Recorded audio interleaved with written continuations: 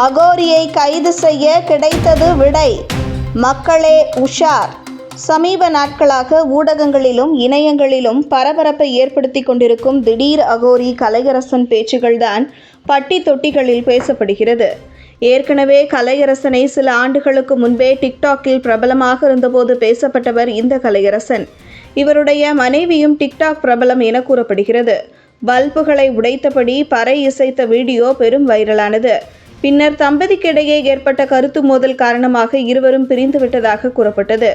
மேலும் இவர்களுக்கு 3 குழந்தைகள் உள்ள நிலையில் கடந்த சில ஆண்டுகளாக எந்த மூச்சு பேச்சும் இல்லாமல் இருந்த நிலையில் தற்போது ஒரு சில நாட்களாகவே கலையரசன் திடீர் அகோரி அவதாரம் எடுத்து அனைவரையும் ஆட்டி படைத்து கொண்டுள்ளார். கலையரசன் திடீர் அகோரி ஆனதற்கான காரணம் என்ன என்றும் அவரின் மோட்டிவ் என்னவாக இருக்கும் என பல யூடியூப் சேனல்கள் இவரை நேர்காணல் எடுத்தது. அந்த பேட்டியில் அவர் சொல்லும் விஷயங்கள் அனைவரையும் அதிர்ச்சியில் ஆழ்த்தியுள்ளது என்றே சொல்லலாம்.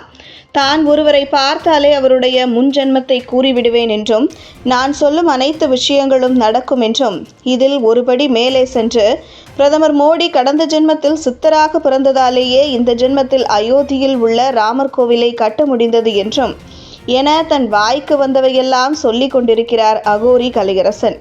அது மட்டுமின்றி தன் கண் முன் யார் வந்து நின்றாலும் அவர்களுடைய மரணத்தை கணித்து விடுவேன் என்றும் அனைவரையும் பீதியடைய வைத்திருக்கிறார் அகோரி கலையரசன்.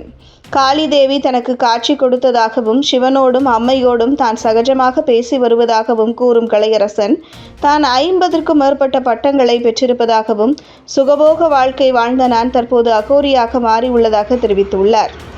இப்படி இவர் அவிழ்த்துவிடும் நம்ப முடியாத தகவல்கள் தான் இணையத்தில் பெரும் வைரலாக மாறி வருகிறது. ஒருபுறம் இவர் பப்ளிசிட்டிக்காக இப்படி பேசி வருகிறார் எனவும், இதுபோன்ற போலி அகோரிகளை வளர்த்துவிடக்கூடாது என பல ஆண்டுகளாக அகோரி வாழ்க்கை வாழ்ந்து வரும் அகோரிகள் தெரிவித்துள்ளனர்.